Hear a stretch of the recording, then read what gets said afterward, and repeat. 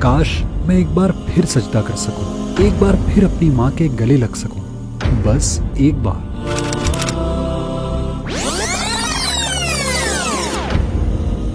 آج سے 31 سال پہلے کی بات ہے۔ عبداللہ بنیما ایک عام سا عرب لڑکا تھا۔ بچپن ہی سے بری صحبت نے اسے گناہوں کی زندگی میں دھکیل دیا تھا۔ گانے، غیر اخلاقی فلمیں، فحش میگزین، ناپسندیدہ تعلقات، ہر گناہ میں اسے لذت ملتی جا رہی تھی اور وہ گناہوں میں آگے بڑھتا جا رہا تھا۔ عبداللہ نے لڑکپن ہی میں سگریٹ پینا شروع کر دی، جو اس کے والد کو بالکل پسند نہ تھی۔ ایک دن اس کے والد نے اس سے پوچھا کہ تم نے سگریٹ پی ہے؟ عبداللہ نے جھوٹ بول دیا کہ نہیں۔ والد کو اس کی بات پر بہت غصہ آیا اور انہوں نے کہا کہ اگر تم سگریٹ پیو گے تو خدا تمہاری گردن توڑ دے گا۔ زمین پر بد دعا آسمان پر قبول ہو گئی اور پھر ایسا ہی ہوا۔ عبداللہ اپنے دوستوں کے ساتھ ایک دن تالاب میں نہانے گیا۔ اس نے تالاب میں چھلانگ لگائی لیکن اس کا سر پانی کی تہ میں کسی سخت چیز سے ٹکرا گیا۔ وہ تالاب کی تہ میں 4 منٹ تک پڑا رہا اور پھر دوستوں نے اس کو بمشکل نکالا۔ باوجود اتنی دیر پانی میں رہنے کے، اللہ نے اسے عبرت اور ہماری نصیحت کے لیے زندہ رکھا۔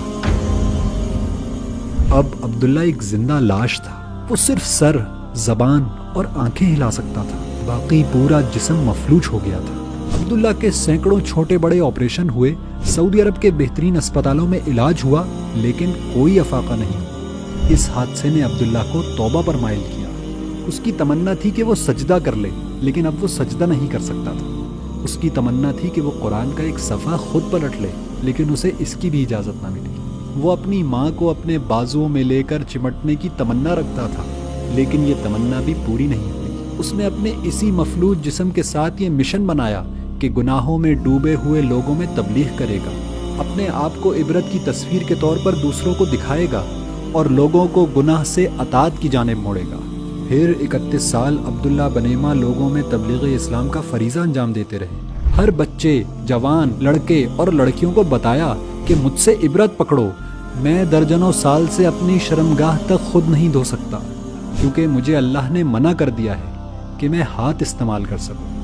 یہ عظیم الشان مبلغ 31 سالوں تک لوگوں کو اللہ کی معصیت سے منع کرتے ہوئے آخرکار 2023 کے رمضان سے کچھ عرصہ قبل اپنے رب سے جا ملے۔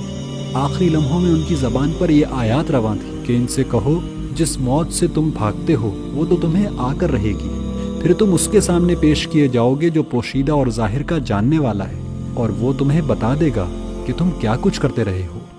عبداللہ بنیما کی نماز جنازہ مسجد نبوی صلی اللہ علیہ وآلہ وسلم میں ہوئی، جس میں ہزاروں لوگوں نے شرکت کی اور البقیع میں ان کی تدفین ہوئی۔